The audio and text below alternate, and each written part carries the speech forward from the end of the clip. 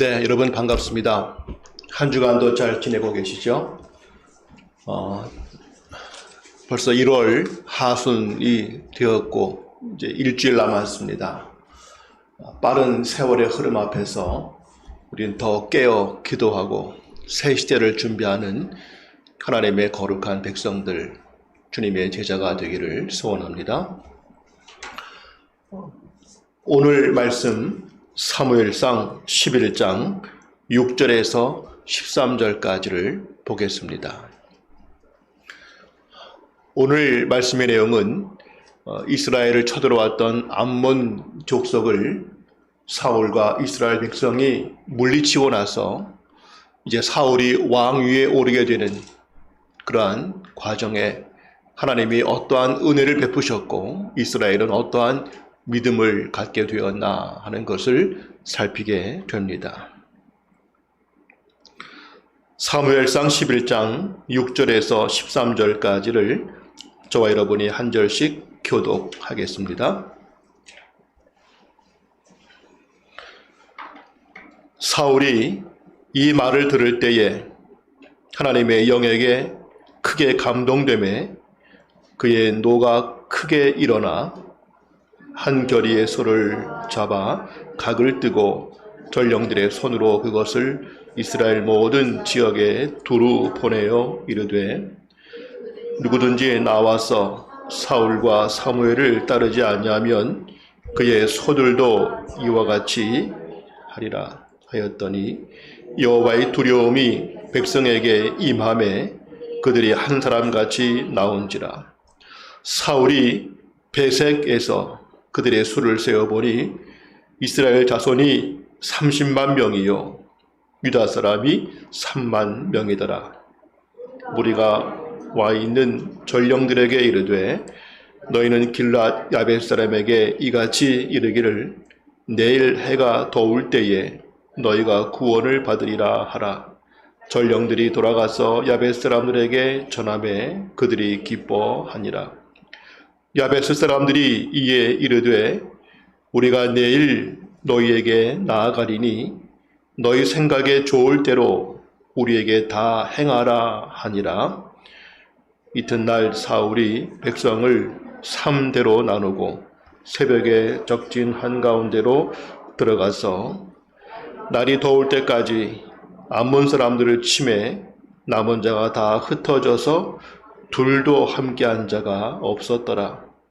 백성이 사무엘에게 이르되 사울이 어찌 우리를 다스리겠느냐 한 자가 누구니이까? 그들을 끌어내소서 우리가 죽이겠나이다. 사울이 이르되 이날에는 사람을 죽이지 못하리니 여호와께서 오늘 이스라엘 중에 구원을 베푸셨음이니라. 아멘. 전화위복이라는 말이 있습니다. 어려운 일인 줄 알았지만 그것이 마침내 복이 되었다 하는 것이죠. 성도 여러분께서도 위기가 새로운 은혜의 기회가 된 경험들을 많이 하실 겁니다. 이것은 그저 우연히 살다 보니까 되는 것이 아니라 모든 역사를 움직이시는 하나님의 섭리와 손길 아래서 되어진다고 우리는 믿습니다. 하나님은 역사를 움직이시고 우리가 알지 못하는 놀라운 섭리를 이루어 가심을 우리는 계속 강조하고 있고 믿고 있습니다. 오늘 본문의 내용을 계속 지난주에도 보셨고 흐름을 아시겠지만 이스라엘의 한 지역 길랏 야벳이라는 곳에 암몬 족속이 쳐들어왔습니다. 매우 강하고 이 길랏 야벳은 이길 힘이 없습니다. 암몬 족속은 길랏 야벳만을 위한 것이 아니라 이스라엘 전체를 모욕하면서 너희를 노예로 삼고 너희의 오른 눈을 다 뺄 것이고 더 나아가서 이스라엘 전체를 그들이 지배할 것처럼 그렇게 모욕을 합니다. 아직 이스라엘은 사울을 왕으로 뽑긴 했지만 왕 즉위식을 하지는 못했고 또 국가로서의 조직도 아직 안 되었기 때문에 그 위기의식은 더욱 컸습니다. 아직 준비가 안 됐습니다. 그러나 암몬 족속은 이들을 쳐들어왔을 때에 결국 이 전쟁을 통해서 큰 위기였지만 하나님의 은혜 가운데 사울이 승리를 거두고 왕이 되고 이스라엘은 왕을 중심으로 한 새로운 국가 조직을 갖추게 된 기회가 되었다 하는 것이 오늘 보여지죠. 오직 하나님의 은혜였습니다. 하나님은 항상 위기를 기회로 바꾸어 가시는 역사를 이루십니다. 그런데 그 과정에서 하나님 혼자 하시지 않고 하나님 항상 믿음의 사람들, 하나님의 말씀에 붙잡힌 사람들을 통해서 새 일을 이루심을 보게 됩니다. 오늘 이스라엘이 당한 큰 위기 앞에 어떻게 이것을 승리하게 되었는지 하나님의 은혜를 보면서 거기에서 우리는 어떠한 믿음으로 이 일을 나타내야 될 것인가 하는 것을 묵상하고자 합니다. 첫째로 오늘 주시는 교훈은 성령으로 우리가 변화되어야 한다는 것입니다. 모든 역사의 출발은 하나님으로부터 시작됩니다. 모든 역사의 출발에 있어서 하나님의 영이 사울의 마음을 움직이셨고 이스라엘의 마음을 움직이신다는 것이 오늘 본문의 출발입니다. 야베스의 소식을 들은 사울의 마음이 감동되는데 6절에 보시면 하나님의 영이 사울을 감동하셨다라고 되어 있습니다. 물론 누구나 야베스의 소식을 듣고 나서 이제 큰일 났구나 어떻게 할까 하는 두려운 마음을 갖고 있었는데 사울은 염려가 아니라 거룩한 분노의 마음을 느끼면서 이대로 두고 볼 수는 없지 하며 호련히 일어서고자 하는 그러한 용기 있는 모습을 보여줍니다. 이것은 사울이 본래부터 용기 있는 사람이다 하는 것보다는 하나님께서 그 마음을 움직이셔서 이러한 선한 마음을 주셨다라고 볼 수 있습니다. 사울이 본래부터 용기 있는 사람이었는가는 정확히 알 수 없지만 그걸 왕으로 세우고자 할 때에 나는 할 수 없다고 극구 또 몸을 숨겼던 사실을 본다면 그의 겸손은 인정할 수 있을지라도 그의 용기와 담대함과 능력은 아직 확실히 알 수 없는 상황이었습니다. 그러나 성령께서 그 마음에 역사하시고 움직이실 때에 그 사울의 마음에 두려움이 아닌 용기와 정의와 지혜의 마음을 얻게 되었다 하는 것이죠. 하나님의 영은 우리의 마음을 움직이십니다. 때로는 슬픔 가운데 있을 때 우리 마음을 위로하시는 하나님의 역사가 있고 그래서 가족을 잃거나 실패를 당하거나 큰 어려움 앞에서 낙심하고 염려할 때에 성령이 그 마음을 움직이시면 웬일인지 슬픔이 변하여 기쁨이 되고 두려운 마음이 담대함을 얻게 되고 걱정하던 마음이 평안할 수 있는 것, 이것은 마인드 컨트롤 문제가 아니라 하나님의 영이 성령께서 우리 마음을 움직이실 때 가능합니다. 때문에 우리 주위에 어떠한 어려움 당한 사람이 있다던가 또는 내 마음이 힘들 때에 우리 성령께서 내 마음을 움직이셔서 선한 마음을 달라고 위로와 능력과 담대함과 지혜를 달라고 기도할 필요가 있고 반드시 그렇게 될 것을 믿습니다. 오늘 그 앞에 오늘 보신 11장 앞에 보시면 묵상한 것처럼 하나님이 사울을 왕으로 세우실 때에 사무엘을 통해서 미리 예언도 하셨지만 그때에 사울의 마음을 하나님이 새롭게 하셨다라는 기록을 본 적이 있었고요. 또 하나님의 영에 감동되어서 사울이 선지자 무리와 함께 예언도 하였다 하는 것을 보셨습니다.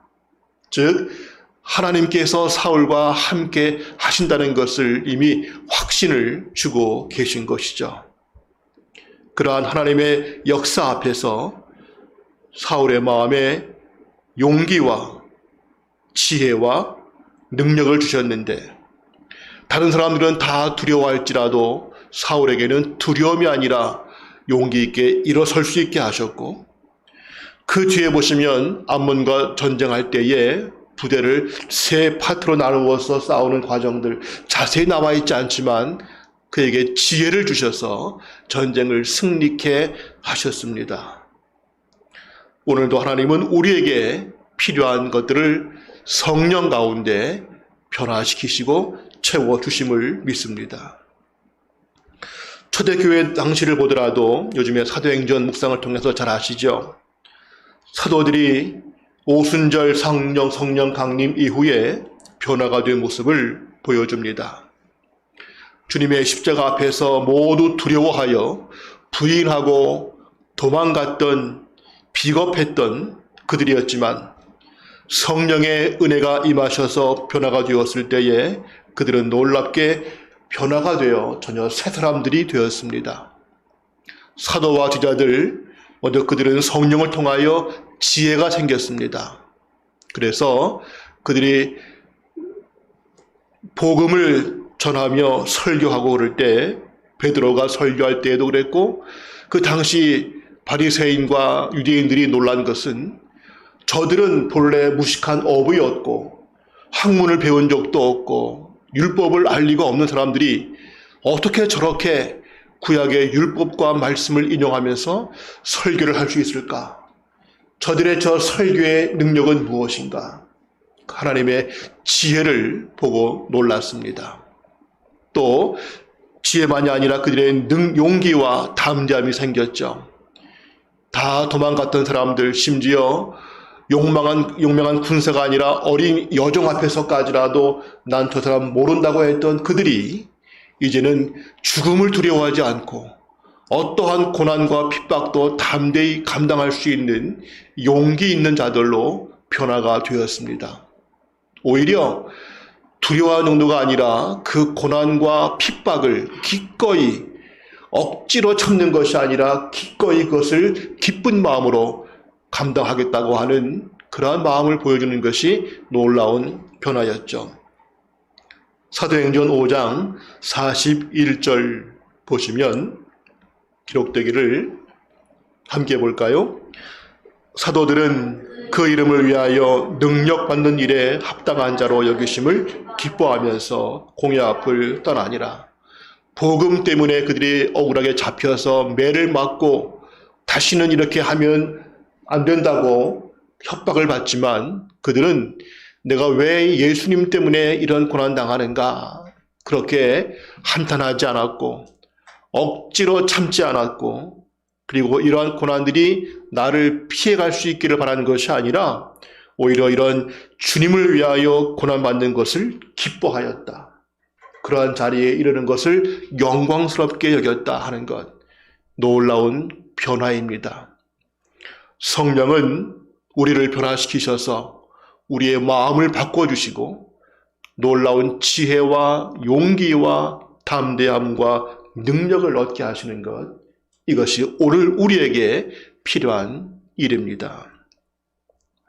주위에 보시면 한글을 배운 적이 없는 할머니들께서 예수 믿고는 언제부터인가 성경 말씀을 읽는 경우들을 보신 적들이 있을 겁니다.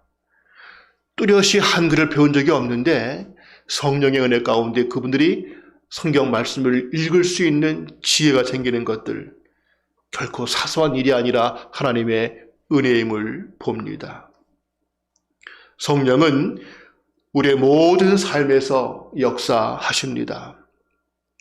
직장 생활 가운데에도 여러분들 혼자 지혜와 그러한 세상적 처세술이 아니라 성령의 은혜가 꼭 필요함을 고백하시고 주님과 함께 하시기를 바랍니다. 학교 생활과 시험 공부를 할 때에도 우리의 혼자의 지혜와 의지가 아니라 성령의 은혜가 꼭 필요함을 고백하시며 주님과 함께 할 수 있기를 원합니다. 사업을 할 때에도, 가정생활 할 때에도 모든 것 가운데 성령의 붙드심이 내게 가장 중요하다는 것을 고백하며 늘 성령 충만함으로 사업을, 가정을 이루어갈 수 있기를 소원합니다.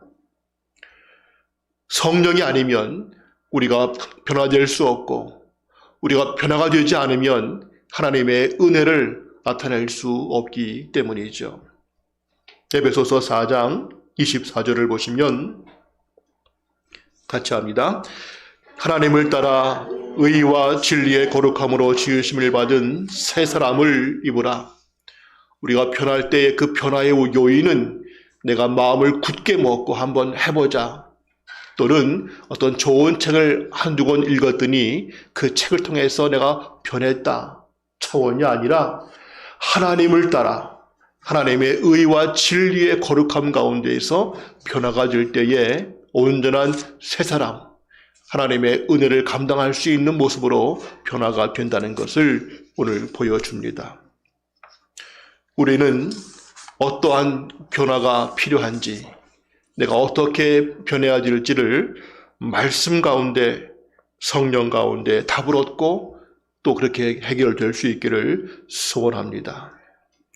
우리가 정말 위기를 기회로 만들어 가시는 하나님의 역사에 쓰임받고자 한다면 먼저 우리 자신이 성령 가운데 변화가 되어야 되는데, 그러려면은 성령님께 나 자신을 맡기는 것이 필요합니다. 주님께 나를 맡긴다는 것은 난 가만히 있을 테니까 알아서 나를 그냥 휙 바꾸십시오 라고 가만히 있는 것이 아니라, 성령님은 말씀을 통해 역사하시기 때문에 우리가 말씀을 읽고 묵상하고 그 말씀에 순종하는 삶을 살아갈 때에 성령님은 나를 변화시키신다 하는 것을 보게 됩니다. 때문에 말씀 묵상, 말씀 순종은 우리가 성령 가운데 변화되는 가장 중요한 우리의 책임이 될 것입니다. 두 번째로 하나님께서 위기를 기회로 바꾸시는 가운데 하시는 역사는 믿음의 공동체가 회복되어야 한다는 것입니다. 사울에게 임하셨던 하나님의 영은 사울만 변화시키신 것이 아니라 이스라엘 백성들의 마음도 움직이셨습니다. 본문 7절에 보시면 읽지 않지만 여호와의 두려움이 백성들에게 임함에 그들이 한 사람같이 나온지라 라고 되어 있습니다. 여호와의 두려움이 백성 가운데 임했다. 이제 사울이 하나님의 영으로 감동된 이후에 이스라엘 사람들에게 외칩니다. 한 결이 두 마리의 소를 잡아서 각을 떠서, 즉 조각을 내어가지고 그것을 이스라엘 각 지파에게 보냅니다. 만일 너희가 나와 함께 하나님을 위하여 나오지 않으면 너희의 모든 가축 소도 이렇게 다 희생을 당할 것이다 라고 협박이 아니라 하나님의 말씀에 기초하여 그들을 권면할 때에 이스라엘 마음이 두려움, 이때의 두려움은 사실 좋은 두려움입니다. 하나님에 대한 두려운 마음으로 그들이 함께 움직이게 되었는데, 그들이 나왔던 그 군사의 숫자가 이스라엘 30만, 유다 3만, 33만 명의 숫자가 모였다. 근데 이 모임 과정이 한 사람 같이, 즉 억지로 불평 가운데 나온 것이 아니라 그들이 자발적으로 말씀에 순종하며 나오게 되었다. 이것은 하나님의 그들 가운데 그러한 마음으로 역사하신 결과이다 하는 것이 본문의 기록이죠.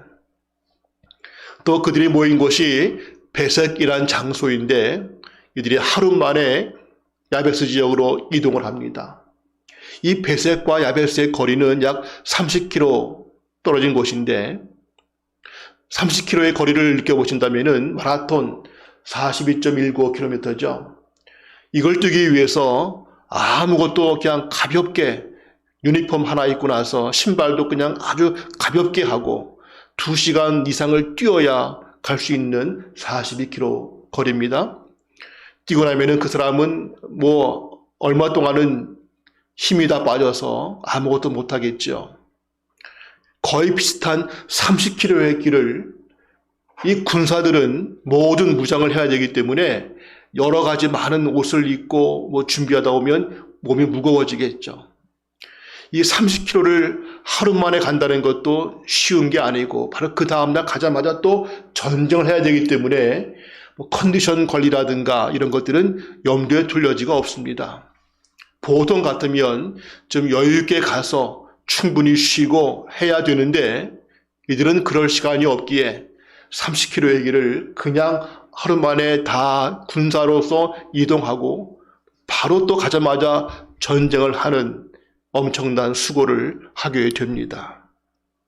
이 모든 것은 바로 공동체를 향한 이스라엘 전체를 바라보는 그러한 그들의 선한 열심이었고 이것은 하나님에 의해서 시작된 변화였다 하는 것이죠. 하나님은 항상 어느 한 사람이 아니라 믿음의 공동체, 믿음의 사람들의 연합된 마음을 통하여 역사하시는 것을 많이 보게 됩니다. 모세 한 사람만 통해 역사하신 것이 아니라 그에게 동력자들을 세워주셨고 아론과 훌과 여러 사람들 또 백성들의 마음을 움직이셔서 이스라엘 언약 공동체가 되게 하신 것을 보게 됩니다. 사도 바울도 혼자 움직인 것이 아니라 하나님의 백성들 교회를 통해서 움직였죠. 하나님은 항상 믿음의 공동체가 함께 움직여서 하나님의 뜻을 이루기를 원하십니다. 예를 들어 어느 한 선교사가 저 아프리카 오지에 가서 선교를 감당한다고 할 때에 그가 아무리 그 지역의 언어와 문화를 다 배웠고 아무리 뛰어난 자였다 할지라도 그가 그 오지에 들어가서 선교 사역을 이룰 때 그 열매의 결실은 그 사람 능력의 여부가 아니라 그와 함께하고 그를 보낸 그 협력자들이 뒤에서 얼마나 뜨겁게 기도하며 그 모든 사역의 짐을 함께 나누어지고 연합하는가에 의해서 그 열매는 달라지게 됨을 보게 됩니다.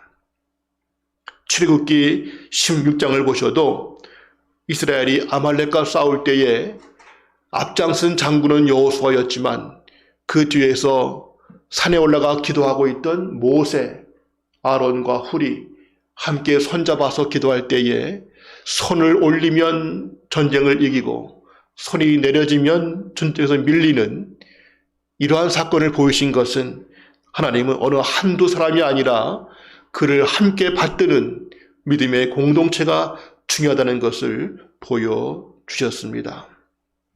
사도 바울도 곳곳에서 그의 서신을 보면 초대교회 공동체에게 나를 위해 기도해달라고 나와 함께 해달라고 늘 부탁을 했었죠. 에베소서 6장 19절을 보시면 기록되기를 함께합니다. 또 나를 위하여 구할 것은 내게 말씀을 주사 나로 입을 열어 복음의 비밀을 담대히 알리게 하옵소서 할 것이니 사도 바울만큼 능력 있는 자가 없지 않습니까? 그는 모든 율법에 통달한 해박한 지식이 있었고 그의 언변과 그의 모든 탁월한 능력이 있었고 혈통, 사회적 능력, 로마의 시민권 그는 모든 것들을 갖추었다고 볼 수 있겠지만 그러나 그는 그 모든 것들을 의지하지 않고 또한 그가 늘 원했던 것은 성도들, 초대교회 믿음의 공동체가 함께 늘 뒤에서 기도해달라고 나와 함께 해달라고 늘 기도했음을 보여줍니다. 복음의 능력은 한 개인을 변화시키는 동시에 믿음의 공동체를 변화시키셔서 역사하심을 보게 됩니다. 사도행전 4장에 보시면 최근에 묵상하셨겠지만 초대교회 공동체의 모습이 매우 놀라웠음을 봅니다.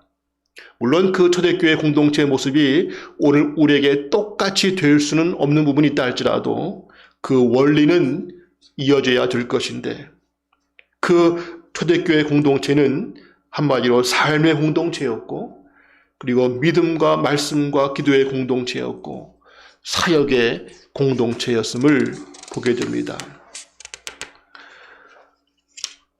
그들은 단순하게 그냥 알고 지내는 한 교회 교인들 정도가 아니라 그들은 함께 모여서 뜨겁게 기도하고, 그리고 삶을 나누고 믿음을 고백하고 더 나아가서 모든 사역들을 함께 감당했던 사역 공동체였습니다.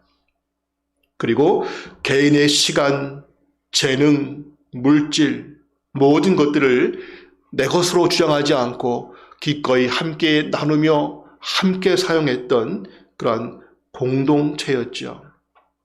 사도행전 4장 31절 이하에 보시면 기록되기를, 필기를 다함에 모인 곳이 진동하더니 무리가 다 성령에 충만하여 담대히 하나님의 말씀을 전하니라. 믿는 무리가 한 마음과 한 뜻이 되어 모든 물건을 서로 통용하고 자기 재물을 조금이라도 자기 것이라 하는 이가 하나도 없더라. 함께 모여서 먼저 말씀 붙잡고 기도에 힘썼던 기도와 말씀의 공동체였고, 그들이 변화되어 성령 충만하였는데 그 열매로서 한 마음 한 뜻이 되었고, 모든 소유를 기꺼이 나누고 공통으로 사용하는 삶의 공동체가 되었다. 초대교회 당시에 핍박과 어려움들이 많았지만 그러한 가운데에도 복음이 증거된 것은 베드로나 바울 같은 능력이 있는 탁월한 사람도 있었지만은 더 중요한 요인은 바로 성령으로 변화된 믿음의 공동체가 복음의 능력을 경험하고 그 능력을 함께 붙잡고 나아갔던 공동체의 역사였음을 우리가 보게 됩니다.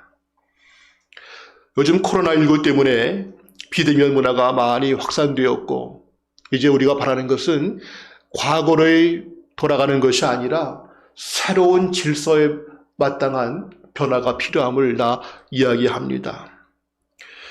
이제는 예배가 온라인 예배가 예배인가 아닌가 이런 논쟁은 더 이상 의미가 없을 만큼 이제 보편화가 되었습니다. 비대면으로 예배를 드려도 예배는 예배이지 라고 다 인정을 할 수 있겠지만 중요한 것은 그것을 넘어서서 공동체성의 회복이 우려가 됩니다.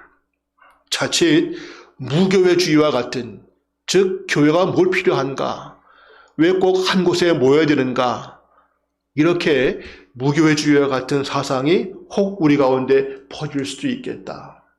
물론 예배는 불가피할 때 온라인으로 드릴 수 있겠지만, 그러나 공동체성의 회복은 온라인으로만 되지는 않습니다. 학교 수업도 단순한 지식만 전한다면 온라인 수업이 가능하지만, 그러나 그 수업 가운데에는 직접 만나서 뭔가 컨택이 돼야만 되는 수업은 또 따로 있지 않습니까? 회사 업무도 단순한 업무는 인터넷 온라인으로 다 할 수 있다고 볼 수 있지만, 그러나 만나야만 되는 일들이 따로 있습니다. 사람과의 관계, 공동체 회복은 온라인만 가지고는 될 수 없는, 대화는 가능하지만 함께 모여서 살과 살을 가까이 얼굴을 대면하면서 함께 그 마음을 읽어줄 수 있고 함께 눈물과 손을 맞잡을 수 있는 이 공동체성 회복은 또 다른 차원에서 필요한 것을 우리가 알지 않습니까? 가족 간에도 아무리 화상통화로 멀리서도 통화될 수 있지만 그것만 가지고는 가족이 다 될 수 없는 것처럼 우리 공동체의 회복이 이 시대 또한 절실하게 요구됩니다. 원하는 것은 우리 모두가 공동체의 소중함을 깨닫고 우리 공동체는 믿음의 공동체, 삶의 공동체, 사역의 공동체가 될 수 있도록 우리 각자의 역할을 감당하고 함께 서로를 소중히 여기는 그러한 마음들이 회복될 수 있기를 원합니다. 마지막 세 번째, 하나님께서 위기를 기회로 바꾸시는 가운데 필요한 것이 있다면 하나님의 은혜를 삶으로 나타내야 한다 하는 것입니다. 하나님의 역사와 사울을 중심으로 한 이스라엘의 순종으로 암몬 족속을 물리치고 드디어 승리를 이루게 됩니다. 사실 이것이 그리 만만한 전쟁이 아니었습니다. 오늘 아까 보신 어린이 설교 때에도 가나안을 이기는 것 어렵지 않았죠. 저 오늘 처음 알았는데 야빈이 야비한 사람이었다. 오늘 목사님의 설교 말씀 은혜스러웠어요. 근데 이 가나안도 어려웠지만 오늘 암몬 족속과의 전쟁 결코 쉬운 게 아닙니다. 그들이 야베스만을 모욕하지 않고 이스라엘 전체를 모욕하는 것은 괜히 허풍이 아니라 그럴 만한 힘이 있는 강한 족속이었습니다. 그에 비해서 아직 이스라엘은 조직이 약할 수 있고 아직 왕도 세워지지 않은 때였기 때문에 어려울 수 있지만 승리한 것은 하나님의 은혜였음을 사울이 고백합니다. 이제 드디어 왕위 즉위식을 하게 되었고 국가로서의 조직을 갖출 때가 되었습니다. 이 과정에서 한 무리가 사울에게 이야기를 합니다. 사울 왕이요, 요전에 사울을 무시하고 거부했던 저 무리들이 있는데 이번 기회에 저들을 다 없애버립시다. 저들을 그냥 두면 사울 당신의 왕권, 이 조직이 무시당합니다. 이러한 건의를 하죠. 가끔 어떤 조직 또 국가나 나라가 세워질 때마다 이 반대파들을 없애는 경우들을 많이 봅니다. 때론 잔인할 만큼, 너무할 만큼 반대파를 없애는 것은 그래야 그 국가 조직이 뭔가 힘이 있다라고 믿는 인간적 방법이죠. 그래서 그 통치자 말 한마디에 순종하지 않으면 일벌백계라는 말처럼 하나의 걸 통해서 모두를 바로잡고 겁을 주는 이런 경우들을 많이 봅니다. 그러나 사울은 그렇게 하지 않았죠. 하나님께서 은혜를 주셨는데 이 은혜의 날을 그렇게 어렵게 할 수 없다. 본문 13절을 함께 보시겠습니다. 시작. 사울이 이르되 이날에는 사람을 죽이지 못하리니 여호와께서 오늘 이스라엘 중에 구원을 베푸셨음이니라.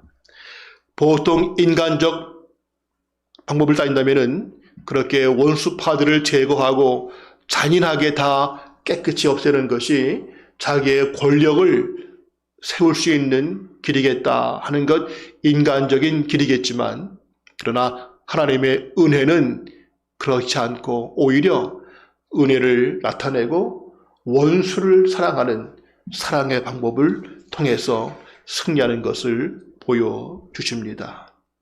하나님은 그러한 눈에는 눈, 이에는 이라는 법칙이 있긴 하지만 더 근본적으로 사랑으로 승리하기를 원하시고 있고, 은혜를 안다면 그 은혜가 우리의 삶으로 나타나기를 원하십니다. 오늘 사울의 말, 오늘은 사람을 죽일 수 없다. 왜냐하면 하나님께서 우리에게 은혜를 주셔서 구원을 주셨는데 이 은혜로운 날에 사람에게 복수하는 거 합당하지 않다. 이 하나님의 은혜는 우리 모두에게 필요한 은혜이다 하는 그의 말이죠.